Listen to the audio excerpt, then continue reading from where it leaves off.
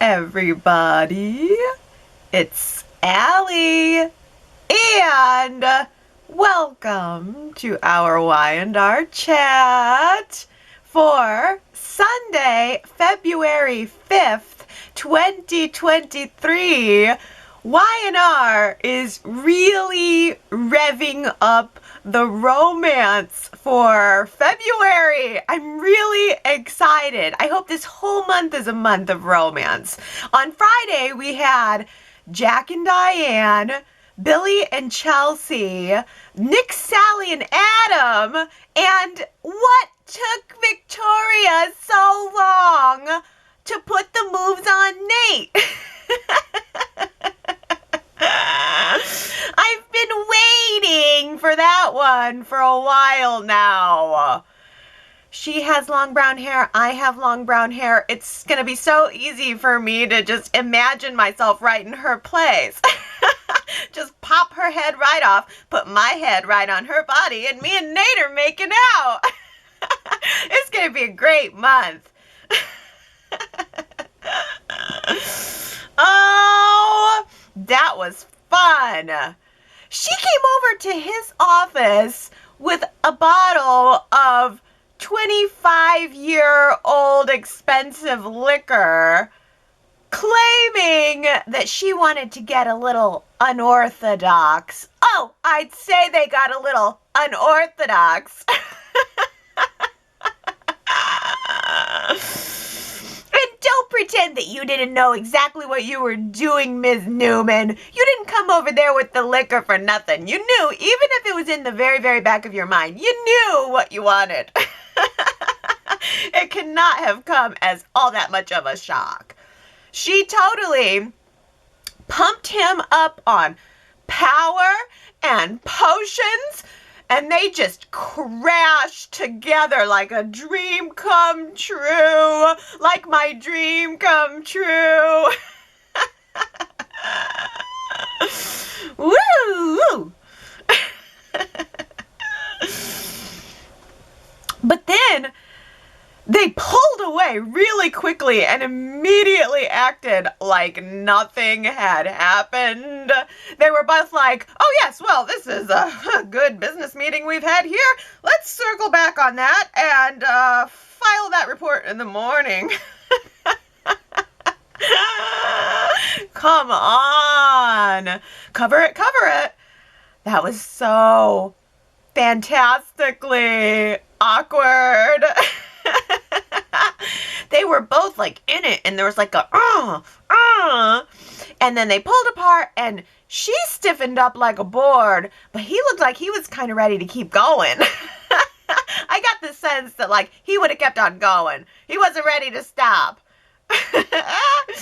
Gosh, this feels so good to me because it's like finally somebody understands Nate. Somebody who understands Nate. For months, everyone in his life has been just squashing down his desires, repressing him, holding him down, forcing him to do the right thing, aka the boring thing.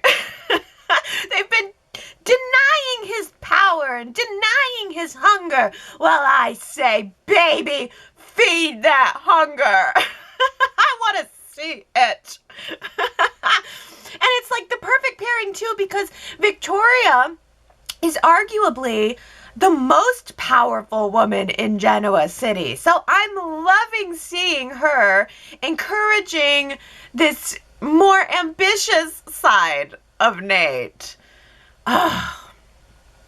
And it's so ironic too, because Elena was talking to Mariah and Tessa this week about it all, and she told them that she was afraid that Audra was stoking Nate's ambitions. And Elena even said, oh, I'm not worried about him cheating on me with Audra. Oh, no. Just that Audra was encouraging his hunger for more power.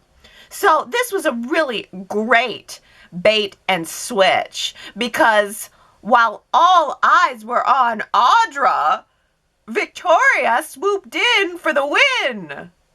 Adam walked right in on Sally and Chloe acknowledging the Adam possibility. And poor Adam was like, what possibility? What are you guys talking about? I thought you said that there was no possibility for us, Sally. So why do you look so glowing lately? Like you're carrying my child or something. Oh, if only. If only.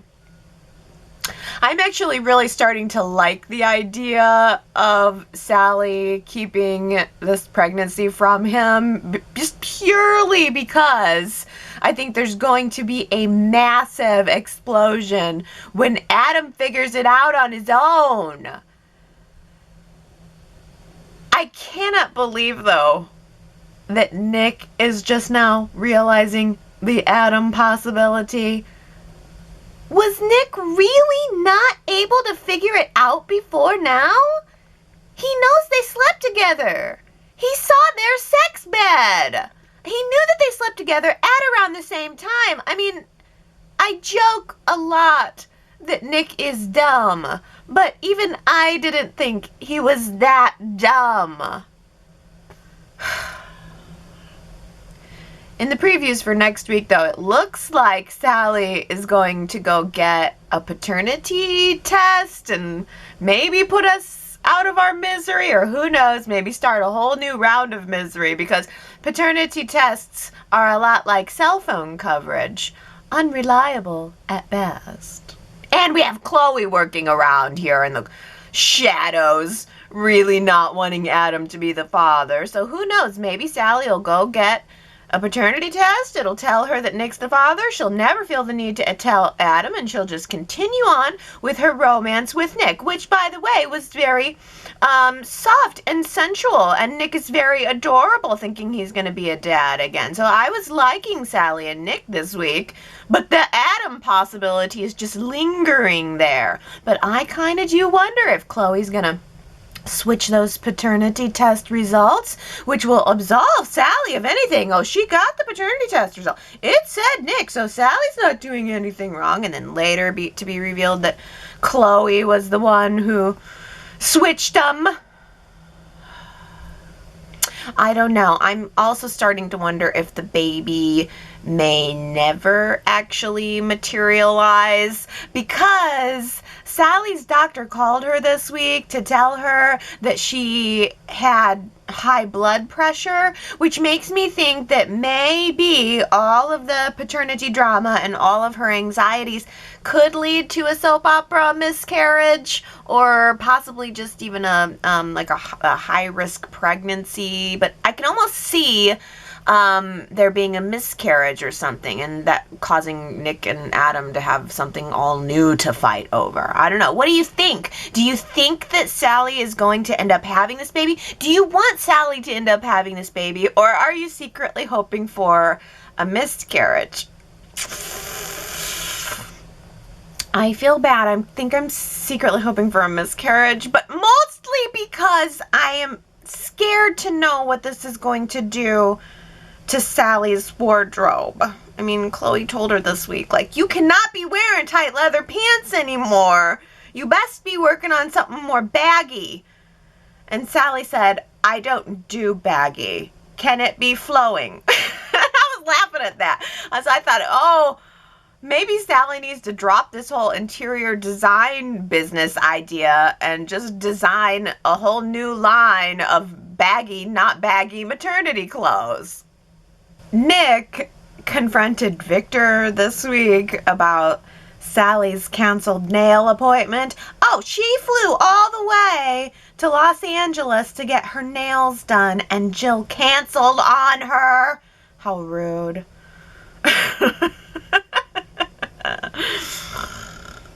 Victor said, yeah, I was behind it, because what else am I gonna do besides interfere in my 50-year-old son's love life? Why not? I'm retired. Oh. Nick is definitely realizing what a mistake it was to come back to the family business, because all that means is that the family gets to be back in your business. That's why all the other Newman children have left at one point or another. But because Nick is mad at Victor for stepping in on Sally's meeting with Jill, Nick decides to tell Adam that he's pretty sure Victor is planning to sabotage him at Jabot. Number one, I think Nick told Adam this to get back at Victor. But number two, I think Nick really doesn't want Adam to come back to Newman, which it almost seems like is written in the stars. Victor seemed to be prepping Victoria for it next week in the previews. So Nick told Adam about Victor's plans, and surprise, Adam turned around and just gave Jack the heads up about it all. I love the moment, too, when Adam said, I know my father pretty well. I'm pretty sure this is what he's planning. And Jack acknowledged, yeah, I know him pretty well, too. Yeah, this sounds about right. But the other little surprise of it was that not only did Adam tell Jack about Victor's plans to sabotage him, but Adam also told Jack that he believes Kyle was involved in it, too. And this week, Jack was definitely staunchly defending his choice to hire Adam, and Kyle denied having any involvement with what some are called the Machiavellian plans of Victor Newman. I thought that was pretty funny, calling Victor close to Machiavelli. I mean, but honestly, the joke is kind of on you, Summer, because Victor clearly sees being Machiavellian as a compliment. I mean, he was basically like, oh yeah, Machiavelli, I'm familiar with his work. The Prince and Leanna Loves Ruthless are taught as side-by-side companion pieces in some universities, yeah. He likes it. He likes being in that status range. That was cute and funny. But Kyle did straight up lie to Jack about being involved with Victor, and next week it looks like Jack is going to be calling Kyle out. Kyle had been all busy talking to all the department heads at Jabot, putting together a little report for Victor on all of the ways that Adam is doing an adequate job. But he's not really doing a great job. I mean, isn't that just corporate life in a nutshell right there? It's like, yeah, you're working 50 hours, but why aren't you working 60? Yeah. Well, also, Adam admitted to Chelsea this week that he kind of wishes that he had the kind of job that Victor was ready to manipulate him into.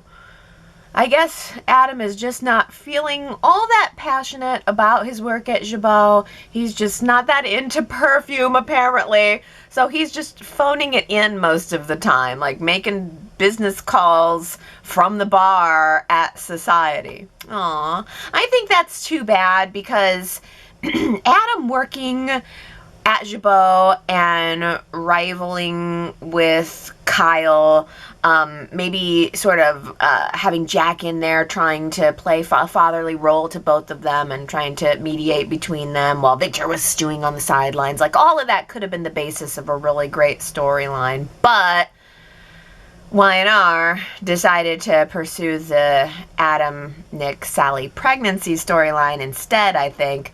And who can keep their mind on lipstick when all of that's going on? My favorite part of Billy and Chelsea's not a date was watching Adam's over-the-top, eye-rolling reactions before they even got there. I mean, Adam was like ready to crawl out of his skin every time Billy and Chelsea shared a joke together or were looking kind of cute and being kind of cute with the kids.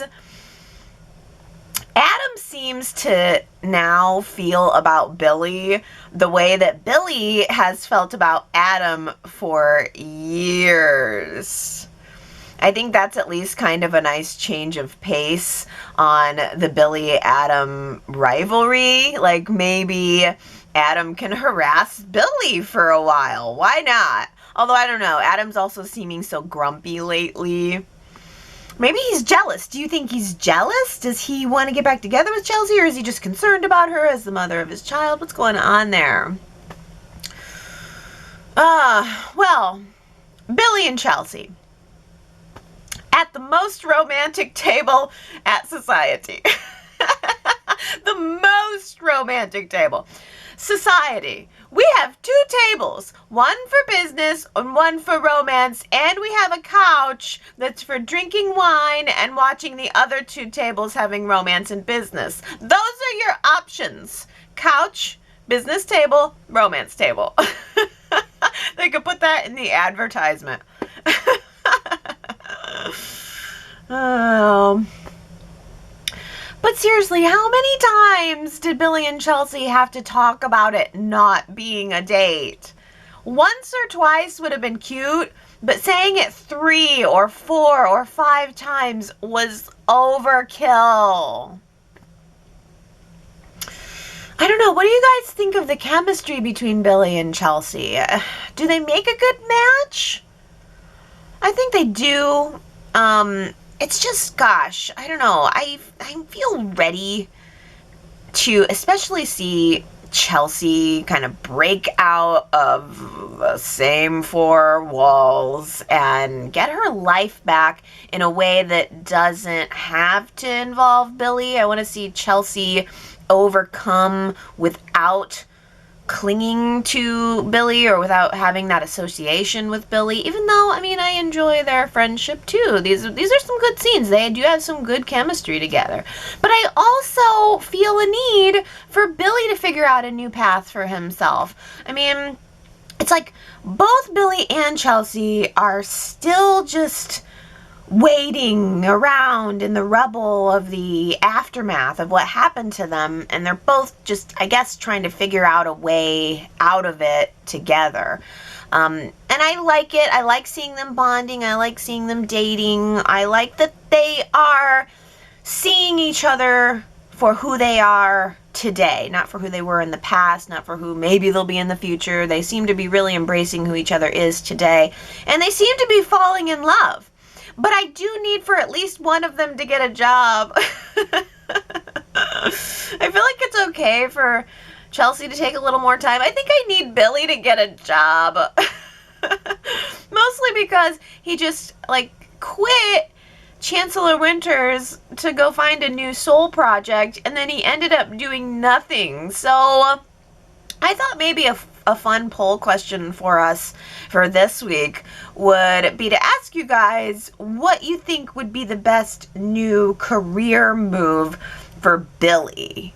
Where should Billy work next? Do you think he should go to Newman Enterprises and maybe work with Victoria? Would you like to see him go back to Chancellor Winters and be with Lily? Maybe now that some of the dust has settled, could he go back there? Or, I mean, we've got this McCall Unlimited suddenly popping up out of the woodworks. Maybe Billy could work with Tucker, or maybe Billy could work at Omegasphere. I could maybe even see him working at a cool tech company. I think maybe that'll be my vote. Billy working with Daniel and Phyllis at Omegasphere. But then Sally and Chloe also have their interior design business. Maybe Chelsea will go work with them. And they had the idea of the podcast last week. I mean, they could still do podcasts together. It wouldn't have to be a mental health podcast. Did you like seeing Billy as a professional podcaster? Or could you even maybe see him, since Noah doesn't seem to be around, could you see him maybe being the nightclub host or a restaurant host or something a little more casual, maybe something at the Grand Phoenix? Or maybe you want to see Billy start an all new business. Go to yrchat.com. Tell me which of those options sounds best for Billy's next career move. I'm going to need for Devon to care about Omegasphere so that when Nate takes it over, it will matter. I need the feud between Devon and Nate to be continued, and I think that Nate taking control of Omegasphere with Victoria is a great opportunity for that, but Devon doesn't really care about Omegasphere, so I don't know. And Devon doesn't really care about Tucker getting screwed over. Nate told Victoria this week about his plan to get Omegasphere, and she said, fine, if you see an opportunity, grab it. but you better let me handle Tucker McCall. And then she went sniffing around Devon, asking questions about Tucker and Chancellor Winters, as if Devon couldn't see straight through it. Honestly, that's kind of one of the things that I do appreciate about Devon. He's a straight talker. He tried, Victoria was kind of acting like they were friendly, and they're not friends. So Devon had no problem telling her, you're not my friend, so what is it exactly that you're really after? And Victoria tried covering, but it didn't work. Victoria and Nate and Tucker, they're all after the same thing, Daniel's hot project. But I kind of am thinking that maybe Newman Enterprises is the only one who really has the cash to get it away from Chancellor Winters. Because Victoria told Victor this week that, well, if Tucker is in debt, then all we have to do is buy Tucker's debt, and then we will own him. If you own the debt, you own the person, right? So maybe Lily's not going to be able to keep Daniel's project to Chancellor Winters, so Daniel seems to be leaning toward working with Tucker. Maybe Daniel will sign a contract with Tucker, and then Victoria and Nate will just reveal that they have swallowed up McCall Unlimited before Daniel and Tucker even know what hit them. I think that'll be exciting. But then where does that leave Chancellor Winters? Lily's all alone. I actually really love Abby and Lily's friendship, and I love that they had a level of comfort with each other that meant that they didn't feel the need to sugarcoat their feelings about what's going on with Devon, because Lily bumped into Abby at the restaurant, and Lily asked for Abby's opinion on the Devon conflict, and Abby said, I get where Devon is coming from, but I don't really understand where you, Lily, are coming from. Why don't you understand what Devon is trying to do here? Where are your priorities? And I liked that Abby actually questioned whether Lily cared more about this IPO than her brother, because I really never thought about it that way before, and I thought that that was a really fair point for Devon's side. Why is Lily choosing to take Jill's side when it comes to the IPO? If the IPO is the main problem between Lily and Devon, and if business is just business, then why would Lily not err on the side of preserving the relationship that she has with her brother and just forget about the IPO business altogether? Is Lily just afraid of losing her job? And if so, why does she care more about that than about Devon's feelings? I don't know. I thought that was a pretty good point. But then Lily said to Abby, wait a minute. How dare you question my priorities?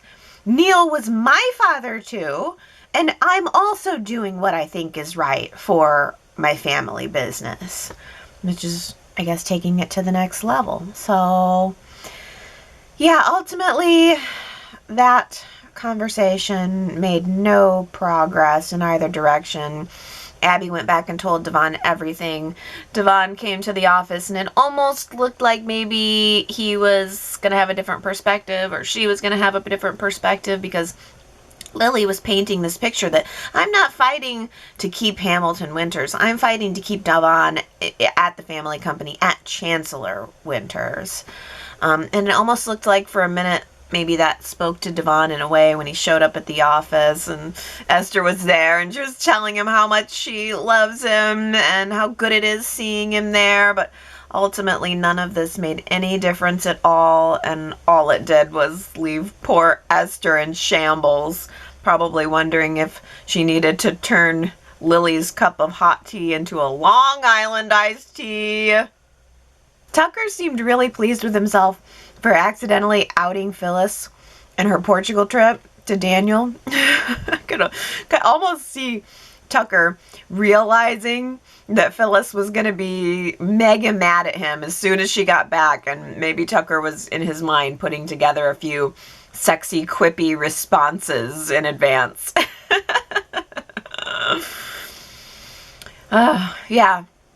Phyllis definitely went to the trouble to hide it. And she also went to Summer and told Summer that, okay, this is her plan. She's going to go to Portugal. She's going to talk to Heather. She has a great rapport with Heather. She's going to tell her how great Daniel's doing. She's going to totally just fix their relationship like that. Mom's just going to come in and fix the relationship just like that. And then Heather's going to take him back. That's how that's going to work. According to Phyllis. But then Phyllis also asked Summer to keep an eye on Daniel while she's away. Make sure that Daniel doesn't sell any part of his project, which means he's going to sell the project. And make sure that Daniel stays away from Tucker McCall, that strangely sexy Tucker McCall, while Phyllis is away. Which means that Daniel's going to sell the project to Tucker while Phyllis is away. Okay. That's going to really tick her off. But I don't know if it's going to tick her off as much as Daniel's going to be ticked off when he found out what she was up to. Daniel called Phyllis immediately and told her to stop right now. Do not get on that plane. Do you think he's going to end up firing her when she gets back? Maybe he has a right to. Gosh, Michael and Lauren told her not to do it. What, I mean, that's what friends are for, is to help you see when you're about to do something really dumb. I mean, Michael and Lauren told her not to do it. Stay out of it, said Michael. And then Lauren said, okay, fine, if you absolutely have to, just make one phone call. But Phyllis is gonna do what Phyllis is gonna do. Kyle is worried that his mom and dad getting back together is going to end up leading to the whole family blowing up. Which actually is a valid concern when you live in a world where most relationships don't last more than a year. So I get where Kyle is coming from. And I liked that Jack was the first one to recognize that Kyle is still dealing with abandonment issues when it comes to his mother. And Jack was the one to recognize this because he dealt with a lot of abandonment issues with his own mother when Dina would go away and come back several times over the years. I mean, she would go away and then she would come back to reunite. She would say that she was changed, and then she'd go away when things didn't work out. I mean, there's a lot of parallels to be made here. Jack gave that information to Diane, and it prompted Diane to have a sit-down talk with her son. And I really appreciated having a chance to dig into Kyle's emotions for a moment. I thought that Michael Mealor was really, really good in those scenes. And I was reminded that Kyle is dealing with something deep that he has really tried to push aside, trying to make an effort to welcome his mother back into his life and back into his family. But that mistrust doesn't just go away. I think there's a mistrust there that is probably going to be forever. And I think it applies to Kyle. I think it applies to Jack. I think Kyle especially is just afraid it's all too good to be true and that it could be ripped away at any moment. So I sense fear from Kyle, and I understand where it's coming from now better. I mean, Diane did her very best to reassure Kyle in the most classic, charming Diane way possible, with a big, beautiful smile and big, blue, watery eyes. But I'm pretty sure that Dina kind of did that same thing more than once. So, I mean, the question, I think, still remains. Will Diane be able to keep all of the promises that she's making? It's a fair question. I thought it was interesting that Diane also had that sit-down talk with Summer, and Diane said that the only thing she's worried about coming between her and Jack is Phyllis, which is weird because Phyllis almost seems to have moved on. She's not even thinking about Diane anymore. Like, mostly she just seems involved in Tucker and Daniel's lives. Even Nikki seems to have moved on from Diane. I mean, she toyed this week with Diane about the stolen necklace, which was really fun to watch. But Nikki also admitted that she wasn't going to pursue anything about the necklace because she didn't want to get Jack in trouble.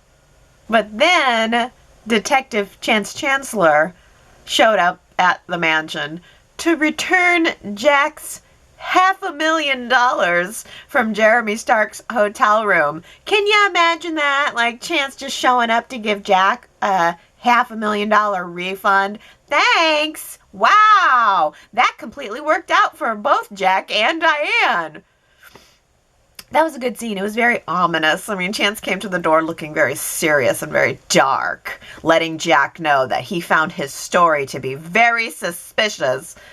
But, I mean, in the end, they can't touch him. They got nothing on him. And if Nikki's not going to pursue it, no one's going to pursue it. So it all just led up to another passionate evening between Jack and Diane, declaring victory against the world. To hell with the naysayers, they toasted. To us. That was the champagne toast. To hell with the naysayers. Ah.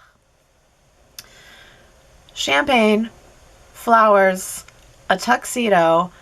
That's romance, folks. And it don't go out of style. That's romance. That's what I want to see. Sapper Dapper Jack in a tuxedo giving the viewers something to swoon over. And yes, I swooned.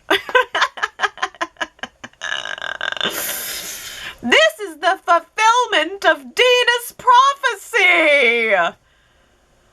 Okay, well, that's a nice idea, but don't even try that Teardrop of Love business with me, Y&R. Okay, I forget storylines very easily, but I remember that storyline went nowhere for a very long time.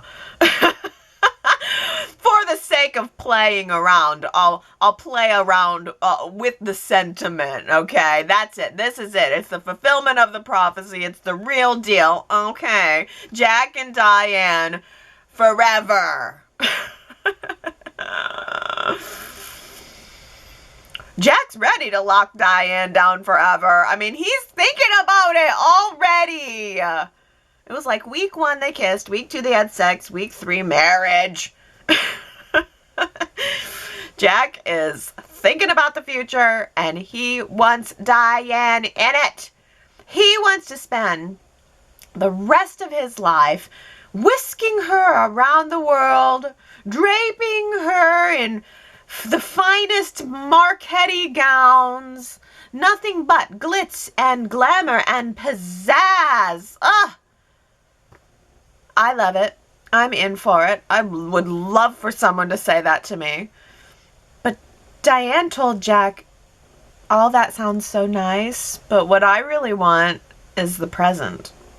All I really want is exactly what we have right now. Because right now, I feel worthy and wanted and safe. And that's also romance, you know? I mean, who doesn't want to feel wanted and worthy and safe? So, yeah, I mean, Jack and Diane are united, and now I guess the world will have no choice but to just deal with it. To hell with the naysayers.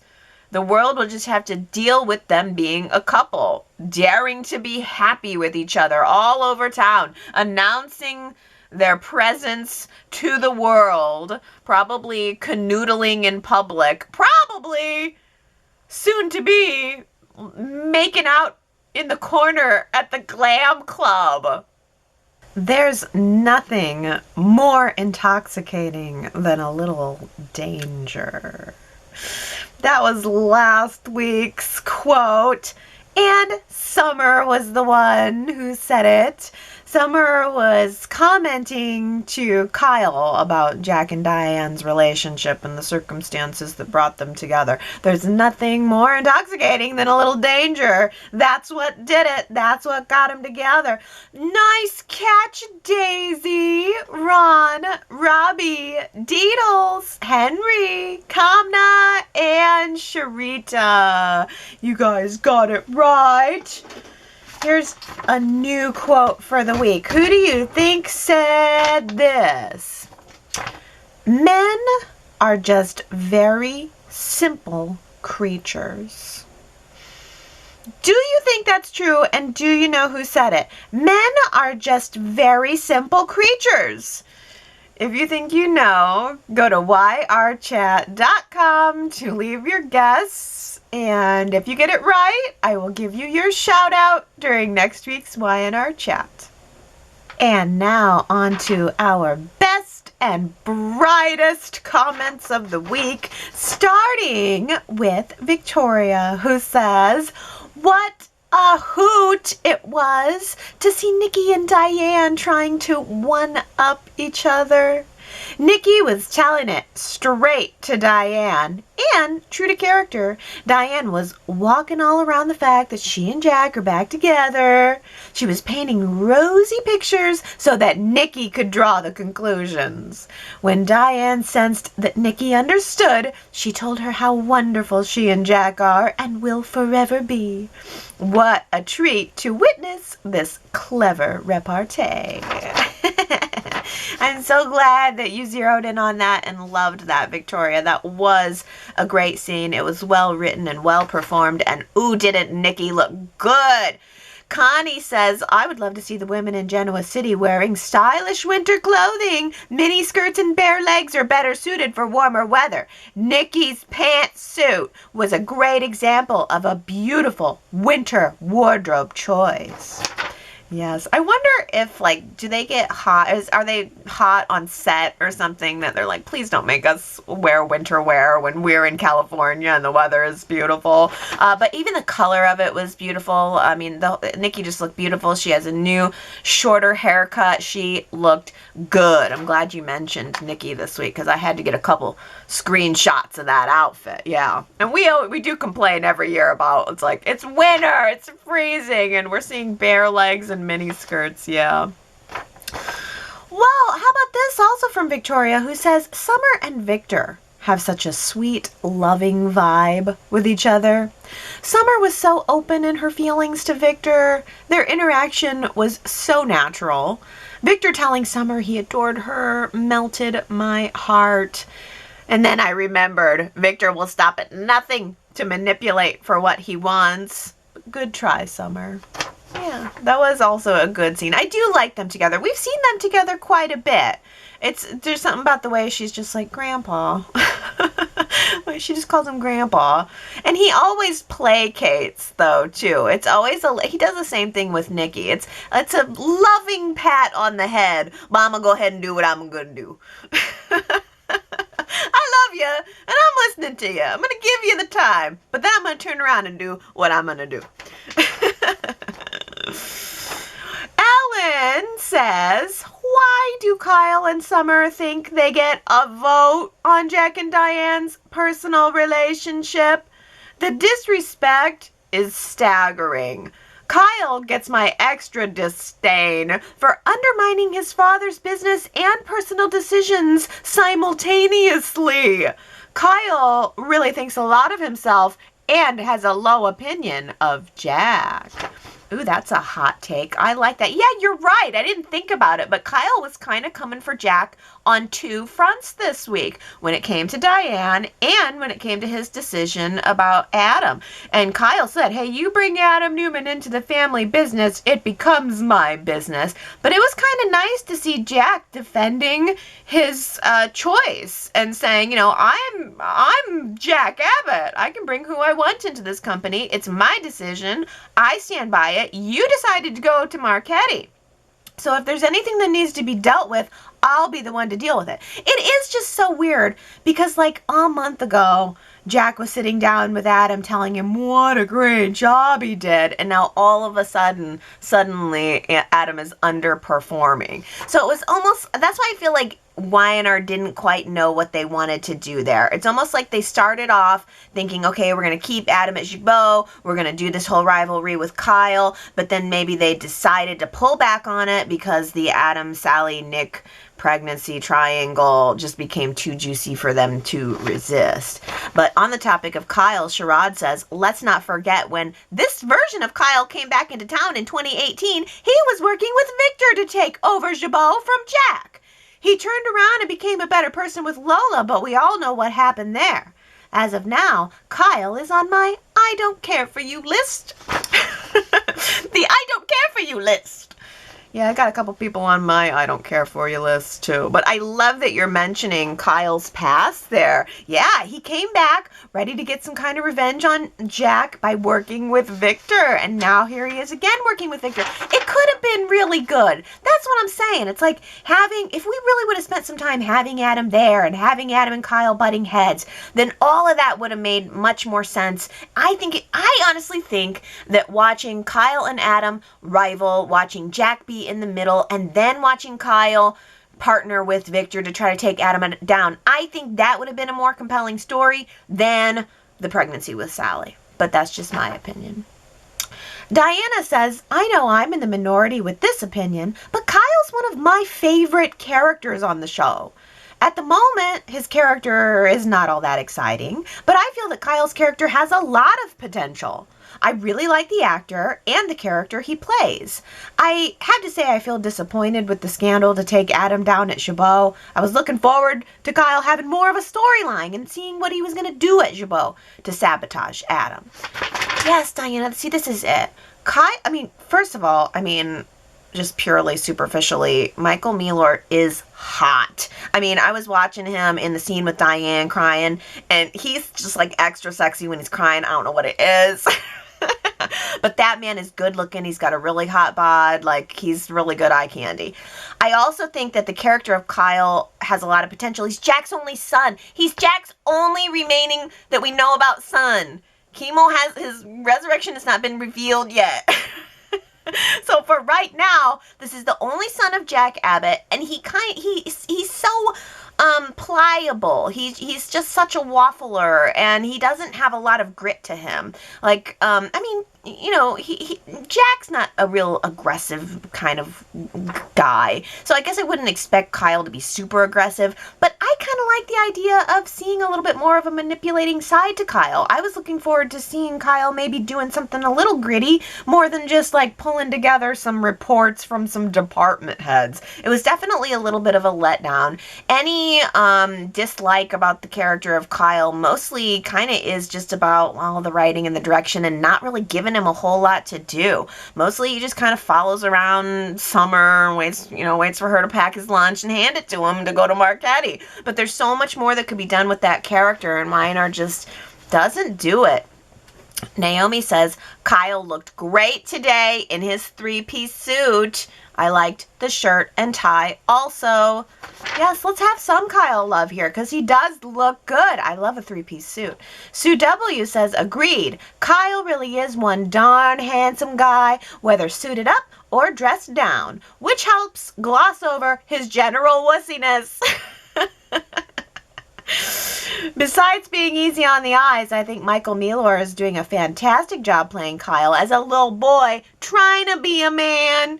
You'll get there one day, Kyle. If only it took more than a fantastic suit. If only it took no more than a fantastic suit. That nails it right there.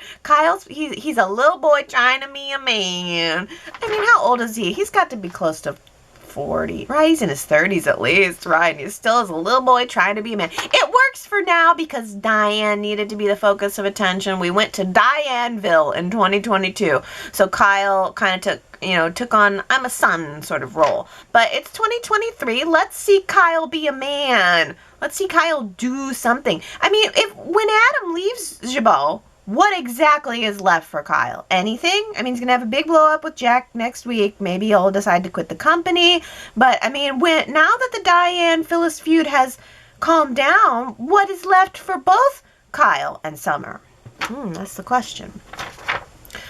Well, last week's poll question, I asked you guys the most important poll question really that we've ever had. Turtleneck versus turtleneck. Who wears it best? Are you guys surprised? 58% picked Billy. Billy is the winner of the turtleneck showdown. Tucker got 42% of the vote, though, and I think that's pretty good. Tina Cole voted for Billy, but she says, let's be honest, Ray Rosales wears the turtleneck best. Ray! Aww. I miss the Rosales family. Oh, we just mentioned Lola, too. So we have mentions for Lola and Ray this week. Aww. Rips, Ray. Sharita says, I just feel that no matter what Billy wears, he's always sexy. And I can't say the same for Tucker. Yeah, my vote went to Billy, too. Tony voted Billy, saying he has that Cary Grant style of acting and appearance. And Cary wore a turtleneck. On Allie's comment that the nice turtleneck quip may have been ad-libbed, I agree. Jason is an excellent actor, but I imagine him being more to script. Trevor, in this and previous roles, has a casual flippancy that sometimes seems ad-libbed. Remember him playing with Dominic?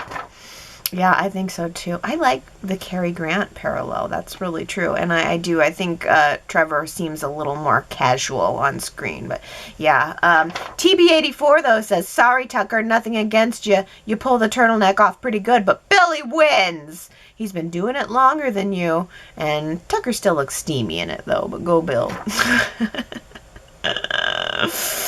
Ellen votes 100% Tucker. He has the swagger to pull it off, and once they put Billy in that red velvet Broadway usher jacket for Victoria's Tuscany wedding, he was off any fashion award list permanently. The velvet jacket is the way that men up their winter wardrobe, like fancy events. That's like the black tie that men do now. It's that velvety jacket. But you think that took him off any fashion award list forever? He wore that jacket in some press photos or something for Y&R too. It just wasn't 100%. Maybe if it was a dark blue or something, but yeah, I mean, I know exactly the jacket you're talking about. Diana says, I like Tucker in the turtleneck as it makes him look sophisticated and mysterious. He looked like he should be sitting in front of a fireplace with a pipe and a good book while sipping a glass of wine. I did a quick little Google search on the turtleneck, and it's been said that the turtleneck has an element of danger to it due to its design of being tight around the neck. The garment is representative of having a grip on you. This could be said of Tucker and anyone who feels they're a victim to him. The fashion article said, nobody wears a turtleneck by accident. It is a decision. Yeah, it was at this point. Yeah, I mean, turtlenecks definitely were just like part of, you could just get a turtleneck. Everybody was sort of sometimes wearing them, but now that it's gone out of popular fashion, you do have to decide. It's not an accident. Turtleneck is a decision, and the decision, according to the Y&R chatters, was that Billy wore it best. But Tucker had some strong vote there. Jamie says, I am so down for an Adam Tucker bromance, complete with a new business partnership. Yeah, so if Victor and Victoria, if Newman Enterprises takes control of McCall Unlimited, Victor said he wanted to let Adam run it. So you never know. I mean, Adam could be running it and decide to undermine it if he does partner with Tucker. But yeah, I want to see Tucker and Adam in some more scenes together. That's a good idea. Kamna says, okay, confession. On Friday's episode, when Sally opened the door and Nick asked her what was wrong, I was hoping she miscarried. I feel bad, but I'm not feeling this storyline. And if Chloe switches the paternity test, I might fast forward through Sally's entire pregnancy. Yeah. I kind of thought that she had miscarried when she opened the door looking all sad after having the doctor's appointment thing. And there was a part of me that was like, okay, good, because I'm just not into it. I feel really bad saying that, though. T. Nicole says, why does Sally telling Chloe that she's doing a paternity test in the preview scare me? Because my stomach has a sinking feeling that Chloe will do something to switch the paternity test results because she's such a good supportive friend when it comes to Adam. Cough, cough. Honestly, at this point, if you get a paternity test result, the opposite of whatever the result is who the actual father is. I really do hope Y&R doesn't make this a paternity switch that takes forever for the true father, Adam, to come out. I'm so much more fascinated by watching Sally go through her pregnancy journey and the emotions that come along with it. From denial to fear and excitement and everything in between. I think it's interesting to focus on how a woman processes being pregnant and transforms into motherhood rather than we need to rush to the baby coming or the dramatic delivery for plot reasons. T. Nicole, that's like the best comment of the week. That like, we don't want this to be about plot. It's much more interesting to watch Sally grow into motherhood. Oh, I like that. I think Sally has so much potential and she just hasn't reached it yet. Well, T. Nicole, who's had some great comments this week, also says, I don't think this has ever happened to me before, as much as I can remember, but I had such a deep nap today, and I dreamt of Y&R scenes playing out that never happened. The one I most remember from my dream was Sally telling Adam that she was pregnant. Like somehow she hid the pregnancy test in his coat pocket for him to find, and then the confrontation, there was tears, and it was an intense emotion. I remember thinking, oh wow, this is such a good scene. And then to fully wake up and have the realization dawn on me that not only has this scene not happened, but I'm still waiting for Sally to tell Adam. That's good. Has anybody else ever had a dream about Y&R? I definitely have had a couple. I can't pull anything up at the moment, but I've definitely had a couple of Y&R dreams. I think now it's like with the paternity test, it's just all going to be taken out of Sally's hands. The paternity test is going to say that Nick's the father. Ugh. And it's going to drag out as to whether or not it's Adam's. She's going to not feel the need to tell Adam because she's going to have the paternity test backing her up. And then when Adam finds out she's pregnant, she's going to go, whatever, I had a paternity test, it's fine. And then maybe later we'll find out that Chloe switched it. It's just, it's a predictable plot, but again, I mean, just back to your point that it really is so much more interesting to focus on her. I think that's what it is. I'm just interested on who Sally is. And I just need to, I guess, relax into discovering who she is through the pregnancy journey. Oh, well, how about this from Naomi, who says, Victoria can't handle her liquor. That's how she and Billy got married on the beach and had matching rings tattooed on their fingers. That's funny and true. That's how Victoria got married to Billy on the beach, all drunk. Victoria makes her... The only way Victoria seems to make impulsive decisions is when she's drunk. Well, Daisy says, Nate seems more ruthless this week, so I still have the same hopes that he'll change and go back to medicine that I did last week. I don't like Nate in this corporate role. I'd rather see him in an expanded role as a doctor. This corporate stuff rarely ends well, except for Victor, that is. But a hospital setting would be great to have again. They could even have Snapper convince Nate to go back to medicine. Different storylines, and Nate could be back to a job that he loves. Ooh, what do you guys think about that? 50th season anniversary for Y&R, the return of Snapper to convince Nate to come back to the medicine. That's interesting. Does Snapper have to be David Hasselhoff? It has to be, right? They can't recast it. And he's the only one who was Snapper, right? So, wow, that's pretty good for a 50th anniversary idea. And Y&R has promised a lot of cameos, so you never know. Could they get the Hoff for the 50th anniversary? Well, speaking of that, Gary says, I've had more contact with fame. Die-hard chats may recall I once made a post on the Young and the Restless site that the real Chance, the great Danny the Donny Bose, responded to. It's true that I will only come across and respond to something on the site maybe once every 3 years, and I've done it again with Sacco results. Y&R is hyping up the 50th anniversary cast photo, and as I plugged in, I was thinking it's always all about the gowns.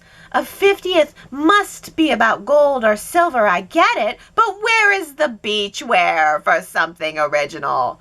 So I wrote, quote, very nice, but too many gowns. Where are the real clothes, Y&R? Best dressed, Phyllis Summers.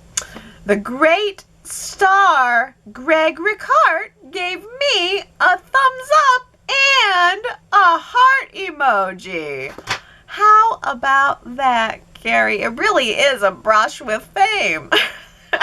What is it about you? The Y&R stars, they just see your comments and they can't help but respond. And I mean, to get a thumbs up and a heart emoji from Greg Ricart, sit back and relax, my friend. You have made it. Oh, February is really starting out to be a good month for Y&R. And February 10th is Michelle's birthday. Michelle, I haven't heard from you in a little while. Come by this week and say hi to us. So Friday is your birthday. February is like birthday month in my family. All the birthdays are happening in February. Plus we have Valentine's Day. So yeah, February's a good one. Lots of treats, lots of cakes, lots of things to eat. That's how I gauge most things, like most days, most events. What will the treat be? Oh, well, my treat is hearing from you guys. Go to yrchat.com. Leave your comments about this week's show. Vote in the polls. See all of the photos there that my website host really hates that I keep there. I think they really can't stand me. I upload like a ridiculous amount of high quality screen caps there every week. The site is probably extremely slow on your end. I'm sorry. It's really just more like a function of my madness needing to grab all these photos. I'm like, oh, this person looks great here, and I'll back it up and like wait till I get the exact moment of the exact right look. Sometimes I'll back it up like 3 or 4 times just to get the micro moment. Like my fingers are so fast getting that screen cap. So I hope you would at least enjoy them, and I hope you enjoy like chatting with everybody else about the show throughout the week, and then come back next Sunday and we'll all talk about it together. I love you guys. I hope you have a really good week.